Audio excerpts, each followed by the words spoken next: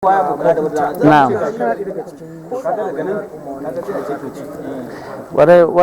Wannan kokarin namijin kokarin da aka yi kamar yadda na faɗa a harshen turanci, mahuta ta daɗe bata samu irin wannan ci gaba ba, kuma wannan abun farin ciki ne ga duk wani al'ummar mahuta da ke zaune a cikin wannan gari.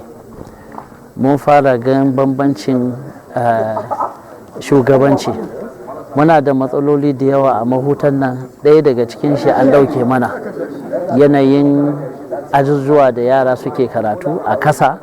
Wani aji za ka samu fiye da mutum 60. Ba za ka taba iya, yaronka ba zai iya samun ilimi mai kyau ba idan suka yi yawa a cikin class. Amma idan mutum 25-30 ko malaman za su zo wannan baka yi daidai ba za a gyara, wannan baka yi daidai ba za a gyara. To muna da wa'annan problems da yawa a cikin mahuta. Idan ka lura, in za ka shiga mahuta ma matsala ne, matsaloli kala-kala, ba mu da hanya, ba mu da komai.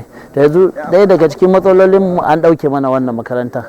Yanzu ɗaya daga cikin babban matsalar mu da ya rage shine wannan hanya yanzu, wanda muke roƙon gwamnati wannan taimakon da aka yi mana na wannan a duba mu a sake mana taimakon wannan hanyar da ya shigo cikin garin mahuta.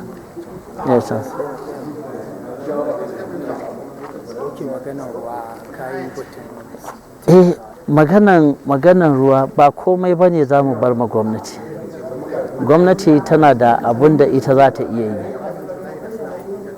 Mun zo wani gaba wanda yawancinmu mun fi son kanmu fiye da 'yan uwanmu.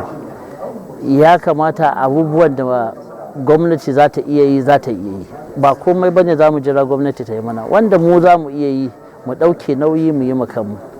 Shi yasa maganar ruwan nan ba zai ɗauki wani abu ba. Za ka ga duk wani abu ba zai wuce harkar 200,000 ba 300,000. In gwamnati za ta zo ta yi mana aiki na miliyos don dai 300,000 400,000 a ce za mu kasa yi, wannan ba dalili ba ne. Duk wanda yake Allah ya bashi kuna dama ko da kaɗan ne, ka nuna ma jama'anka da cewa kana son su. To hanya guda ɗaya ne za ka nuna ma jama'anka kana son su. Dan abin da bai kai kawo za ka ga ka canza musu rayuwa. Wannan shine dalili, ba wani abu bane.